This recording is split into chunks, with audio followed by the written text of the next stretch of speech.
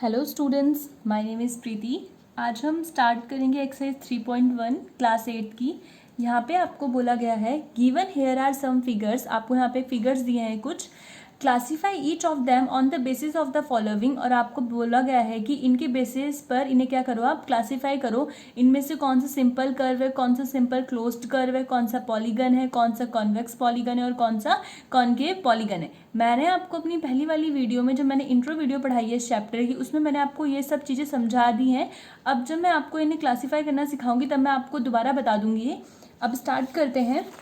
मैंने आपके यहाँ पे ये फिगर्स बना दिए हैं।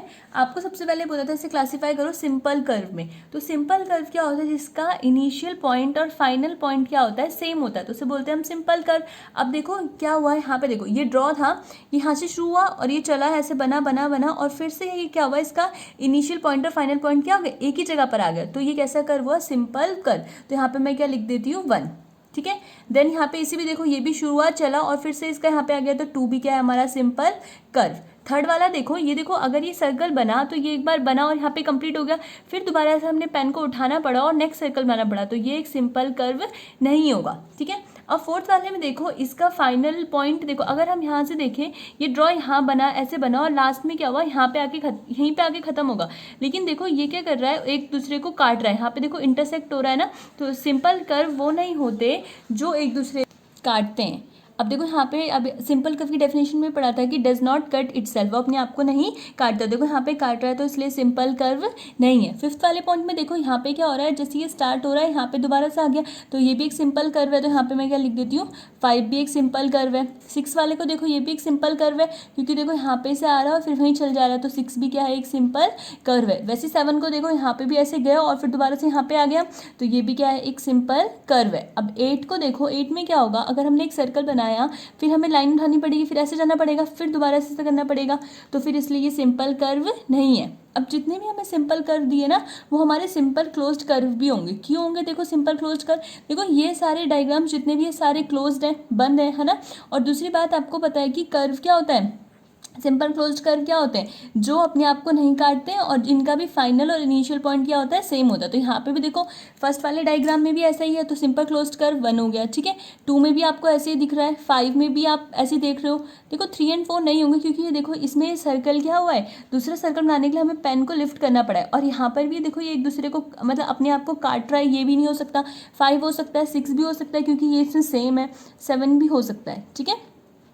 अब है आपके पास पॉलीगन। तो पॉलीगन क्या होते हैं, आपको पढ़ाया था मैंने कि पॉलीगन्स वो होते हैं जो लाइन सेगमेंट से मिलकर बने होते हैं, पढ़ा था ना हमने। तो यहाँ पर आप देखो, फर्स्ट नंबर वाले को देखो, ये पूरा एक लाइन सेगमेंट से मिलकर बना है, तो ये क्या हो गया, एक पॉलीगन हो गया। अब सेकंड वाले को देखो, सेकंड वाला भी किससे बना है, लाइन सेगमेंट से मिलकर बना है, तो सेकंड वाला भी क्या हो गया, आपका पॉलीगन हो गया। ठीक है। अब थर्ड वाले को देखो, थर्ड वाला तो एक सर्कल है, तो ये पॉलीगन हो ही नहीं सकता। फोर्थ वाला भी लाइन से बना है, लेकिन ये अपने आप को काट रहा है, इसलिए ये पॉलीगन नहीं हो सकता। यहाँ पे देखो, ये 5 वाला एक सर्कल जैसा बन रहा है, हाफ सर्कल बन रहा है ना, तो ये भी एक लाइन सेगमेंट नहीं है। यहाँ पे ये दोनों लाइन सेगमेंट है यहाँ पे, बट हाफ हाफ सर्कल बन रहे हैं, तो इसलिए ये भी पॉलीगन नहीं होगा। ये भी पॉलीगन नहीं हो सकता, क्योंकि यहाँ पे भी हाफ सर्कल बन रहा है, यहाँ पे भी सर्कल्स बन रहे हैं, इसलिए ये भी पॉलीगन नहीं है। अब हमारे पास कौन सा आता है नेक्स्ट हेडिंग, कॉन्वेक्स पॉलीगन। तो कॉन्वेक्स पॉलीगन्स क्या होते हैं, जिनका इंटीरियर एंगल 180 डिग्री से क्या होता है, कम होता है, तो उसे क्या बोलते हैं हम, कॉन्वेक्स पॉलीगन।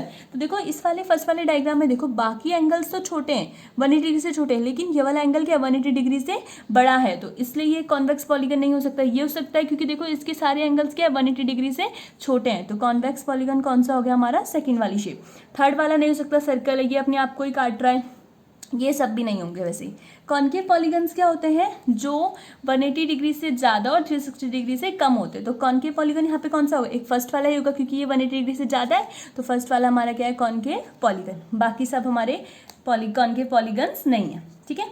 अब हमारा नेक्स्ट क्वेश्चन है, how many diagonals does each of the following have. आपसे पूछा है कि बताओ कि इनके डायगनल्स कितने होंगे। ठीक है। तो देखो, एक आपको सबसे पहले क्या बोला है, अ कॉन्वेक्स क्वाड्रिलेटरल। तो सबसे पहले हम एक कॉन्वेक्स क्वाड्रिलेटरल बना लेंगे। तो कॉन्वेक्स क्वाड्रिलेटरल हमें पता है ना, जिसके इंटीरियर एंगल क्या होते हैं, 180 डिग्री से कम होते हैं, और जिसके डायगनल्स हमेशा कहाँ बनते हैं, अंदर बनते हैं, तो उसे बोलते हैं हम कॉन्वेक्स क्वाड्रिलेटरल। तो देखो आपको डायगनल्स बनाने हैं, तो मैंने आपको क्या बताया था कि डायगनल्स कैसे बनते हैं, नॉन कंसेक्यूटिव वर्टाइसेस के बीच में बनते। देखो जैसे ये वाला हो गया, अब इसके बाद ये वाला पॉइंट आना चाहिए ना, तो ये कंसेक्यूटिव हो जाएगा, लेकिन देखो मैं नॉन कंसेक्यूटिव कर रही हूँ, मतलब इन दोनों के बीच में एक और पेयर बचे, यहाँ पे एक वर्टेक्स बच रहा है, तो ये कैसा हुआ, नॉन कंसेक्यूटिव। और ये वाला हम यहाँ से मीट कर देंगे, तो देखो इधर से आप देखोगे तो इसके बीच में भी एक पॉइंट बच रहा है, और इधर से आप देखोगे तो इसके बीच में भी क्या बच रहा है, एक पॉइंट बच रहा है। तो कितने डायगोनल्स बना दिए हमने इसमें, 2।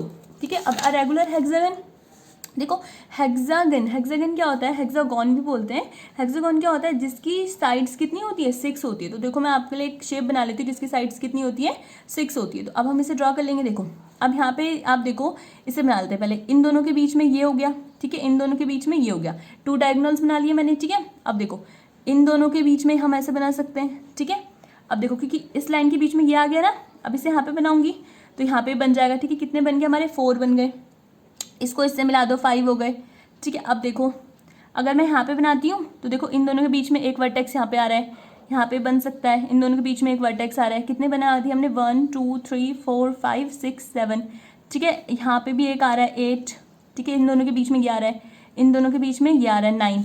तो और कहीं से बन रहा है, नहीं बन रहा है, तो इसमें कितने डायगोनल्स हो गए हमारे, 9, ठीक है। अब एक ट्राइंगल की बात कर ली, अब ट्राइंगल बनाएंगे हम। देखो ट्राइंगल ये है, तो देखो अगर मैं इसमें इससे बनाऊंगी, मैंने क्या कहा था, नॉन कंसेक्यूटिव होना चाहिए। अब देखो नॉन कंसेक्यूटिव के लिए हमारे पास जब भी हम डायगोनल बनाएंगे तो बीच में एक वर्टेक्स बचना चाहिए ना, लेकिन यहाँ पे मैं कहीं से बनाऊँ, मेरे पास वर्टेक्स नहीं बनेगा, बीच में नहीं बचेगा। तो इसलिए जो ट्राइंगल होता है उसके कोई डायगोनल्स नहीं होते। तो हम लिख सकते हैं यहाँ पे, a triangle has no diagonals. क्या लिखेंगे, a triangle has no diagonals, ठीक है। अब नेक्स्ट है हमारे पास, नेक्स्ट आपको बोला गया है यहाँ पे, देखो आप, what is the sum of the measure of the angles of a convex quadrilateral. आपसे पूछा गया है कि जो कॉन्वेक्स क्वाड्रिलेटरल होता है उनके एंगल्स का सम क्या होता है, ठीक है। तो आपको तो पता है ना कि कॉन्वेक्स क्वाड्रिलेटरल के एंगल का सम कितना होता है, 360 डिग्री होता है, बट आपको बता करके दिखाना है। Will this property hold if the quadrilateral is not convex. आपको बोला गया है कि अगर ये प्रॉपर्टी तब भी होल्ड करेगी जब वो क्वाड्रिलेटरल क्या ना हो, कॉन्वेक्स नहीं हो। और आपको ये एक नॉन कॉन्वेक्स क्वाड्रिलेटरल ड्रॉ करना है और ट्राई करके बताना है कि ऐसा कैसे होगा।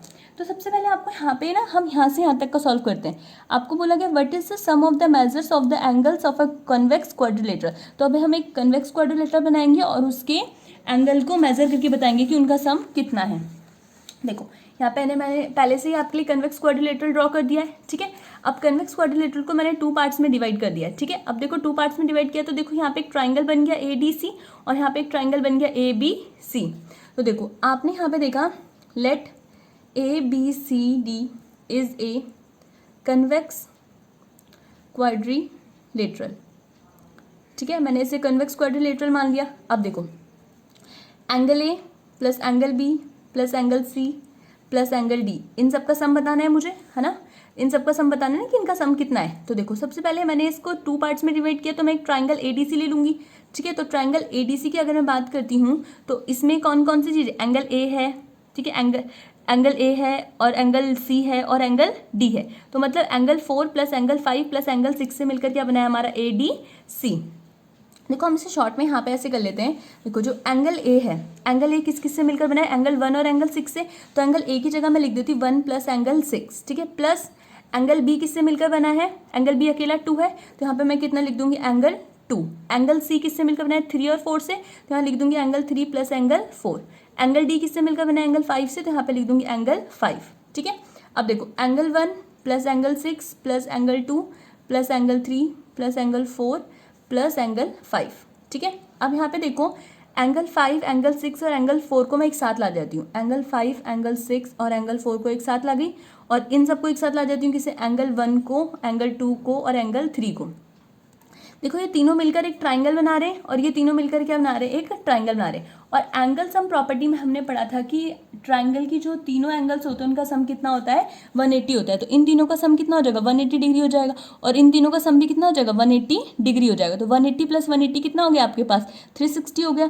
तो कॉन्वेक्स क्वाड्रिलेटरल्स के जो इंटीरियर एंगल का सम होता है वो कितना होता है, 360 डिग्री। तो हमें इसका सम कितना मिल गया आपको, 360 डिग्री। अब आपको आगे क्या पूछा था कि अगर ये क्वाड्रिलेटरल कन्वेक्स नहीं है, कन्वेक्स नहीं है तो मतलब क्या होगा, कॉन्केव होगा, तब ये प्रॉपर्टी होल्ड करती है। तो हमें क्या करेंगे, नॉन कन्वेक्स क्वाड्रिलेटरल ड्रॉ कर लेंगे। तो देखो जैसे मैंने कोई भी एक डायग्राम बना दिया, जैसे मैंने बना दिया ये वाला, कुछ भी बना सकते हैं, जो क्या होना चाहिए, नॉन कन्वेक्स होना चाहिए, ठीक है। ये क्वाड्रिलेटरल बना दिया अब हमने।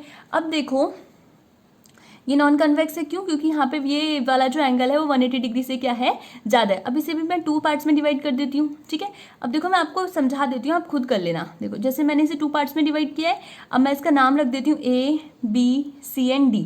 अब देखो आप क्या करोगे, जैसे हमने ये वाला किया ना सॉल्व, वैसे ही करेंगे। अब इसे ना क्या कर दो आप, ABCD इसे 2 पार्ट्स में डिवाइड कर दो, ट्राइंगल ABD और ट्राइंगल BDC। अब देखो इनके तीनों जो एंगल्स हैं उनका सम कितना होगा, मतलब आपको पढ़ा था ना ट्राइंगल एंगल सम प्रॉपर्टी से 180 होगा, इसका भी कितना होगा 180 होगा। 180 + 180 कितना हो जाएगा आपका 360 डिग्री हो जाएगा। तो देखो आप अगर क्वाड्रिलेटरल कॉन्वेक्स नहीं है तब भी उसका सम कितना आता है 360 डिग्री।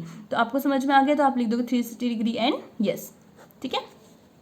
अब नेक्स्ट क्वेश्चन है आपका, आपको टेबल को एग्जामिन करना है, आपको टेबल को एग्जामिन करना है। देखो each figure is divided into triangles and the sum of the angle reduce from that. देखो आपको बोला गया है यहाँ पे ना, हमने इस फिगर, इन्होंने जितने भी फिगर्स आपको दिए ना यहाँ पे, तो उन्होंने ना हर फिगर को ट्राइंगल्स में क्या कर दिया है, डिवाइड कर दिया है, ठीक है। तो अब देखो यहाँ पे पहला फिगर तो ट्राइंगल ही है आपका, कितनी साइड्स हैं इसकी 3, और हमने पढ़ा एंगल सम प्रॉपर्टी से कि तीनों एंगल, जो ट्राइंगल के तीनों एंगल्स होते हैं उनका सम कितना होता है 180 डिग्री। तो यहाँ पे कितना लिख दिया 180 डिग्री। अब फोर्थ वाले में देखो, यहाँ पे देखो मतलब सेकंड वाले में यहाँ पे इन्होंने क्वाड्रिलेटरल बनाया था और इन्होंने देखो इसे 2 ट्राइंगल्स में डिवाइड कर दिया है। अब देखो यहाँ पे साइड्स कितनी है इसकी 1 2 3 4, तो 4 यहाँ पे आपने ऐसे लिख दिया, ठीक है। अब देखो कितने ट्राइंगल्स बन रहे हैं, यहाँ पे 2 ट्राइंगल बन रहे हैं। देखो जब एक ट्राइंगल का सम 180 है तो 2 ट्राइंगल का सम कितना होगा 2 × 180, तो 2 × 180 कितना होगा आपका 360 हो जाएगा, है ना। तो वैसे यहाँ पे देखो कितने ट्राइंगल्स बन रहे हैं, 3 ट्राइंगल्स बन रहे हैं, तो 3 × 180 कर सकते हैं हम, ठीक है। और यहाँ पे कितने ट्राइंगल्स बन रहे हैं आपके 1 2 3 एंड 4, तो यहाँ पे 4 × 180 कर सकते हैं। या फिर एक हम जनरल रूल भी यूज कर सकते हैं, वो क्या है n - 2 × 180 डिग्री। अब देखो आपको आगे यही बोला गया है, क्या बोला गया है आपको कि what can you say about the angle sum of a convex polygon with number of sides। आपको नंबर ऑफ साइड्स गिवन है और आपको बोला गया है कि इनकी एंगल का सम कितना होगा, जो कॉन्वेक्स पॉलीगन है इनके एंगल का सम कितना होगा। तो देखो मैंने नंबर ऑफ साइड्स पहले से लिख लिया आपके लिए। हमने फॉर्मूला क्या पढ़ा है, n - 2 × 180 डिग्री, ठीक है। तो n की वैल्यू आपको कितनी दी है 7 दी है, तो 7 - 2 × 180 डिग्री, ठीक है। तो आप 7 - 2 करोगे तो 5 आएगा आपके पास, 5 × 180 कितना होता है आपका 900 डिग्री। तो आपका आंसर कितना आ गया 900 होगा उस कॉन्वेक्स पॉलीगन के एंगल्स का सम, जिसकी साइड्स कितनी होंगी 7 होंगी। अब यहाँ पे क्या करूँगी, n - 2 × 180 हर जगह रूल अलाउ करूँगी, ठीक है। n की जगह 8 - 2 × 180 डिग्री, 8 में से 2 माइनस करोगे 6 × 180 डिग्री, मल्टीप्लाई करोगे 1080 डिग्री आ गया आपका, ठीक है। यहाँ पे क्या होगा 10 - 2 × 180 डिग्री, ठीक है। तो 10 - 2 आपके पास कितना हो जाएगा 8 × 180 डिग्री, इसे मल्टीप्लाई कर दोगे 864 1440 डिग्री। अब देखो यहाँ पे नंबर ऑफ साइड्स एनी दी है, तो आपने फॉर्मूला पढ़ा n - 2 × 180, तो आप क्या करोगे n की जगह एनी रख दोगे, तो आपके पास इसका आंसर क्या आ जाएगा n - 2 × 180 डिग्री, ठीक है।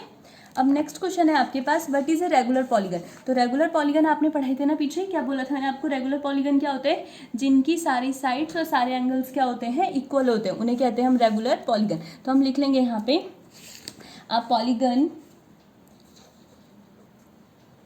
that have नहीं a regular polygon that have equal sides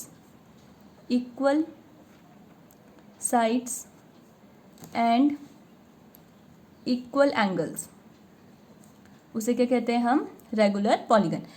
अभी आपने क्या पढ़ा कि रेगुलर पॉलीगन क्या होता है, जिसकी साइड्स एंड एंगल्स क्या होते हैं इक्वल होते हैं। अब आपसे पूछा है कि ऐसा कौन सा रेगुलर पॉलीगन है जिसकी 3 साइड्स होती हैं, तो वो कौन सा होता है इक्विलेटरल ट्राइंगल। इक्विलेटरल ट्राइंगल की क्या होती है, सारी साइड्स और सारे एंगल्स क्या होते हैं इक्वल होते हैं, ठीक है। तो इक्विलेटरल ट्राइंगल आपका क्या हो गया 3 साइड वाला हो गया, ठीक है। 4 साइड किसकी इक्वल होती है, जो एक रेगुलर पॉलीगन भी है वो है कौन सा स्क्वायर। स्क्वायर की सारी साइड्स भी इक्वल होती है, स्क्वायर की चारों साइड्स इक्वल होती हैं और उसके चारों एंगल भी क्या होते हैं इक्वल होते हैं 90 डिग्री। 6 साइड वाला कौन सा होता है, हेक्सागन होता है, a regular hexagon. Regular hexagon में क्या होता है, इसकी सारी साइड्स और सारे एंगल्स क्या होते हैं इक्वल होते हैं, ठीक है। Thank you, keep learning, keep watching.